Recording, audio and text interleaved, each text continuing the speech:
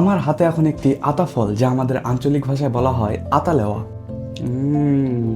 Different taste. তবে শুধু স্বাদ আর গন্ধর জন্যই না, স্বাস্থ্য ও পুষ্টিগুণের দিক থেকেও অসাধারণ ফল এই আতা। আতা ফলে রয়েছে প্রোটিন, শর্করা, fibre, calcium, magnesium, iron, phosphorus, potassium, vitamin C, vitamin বি6, ক্যারোটিন, আরও কত কি।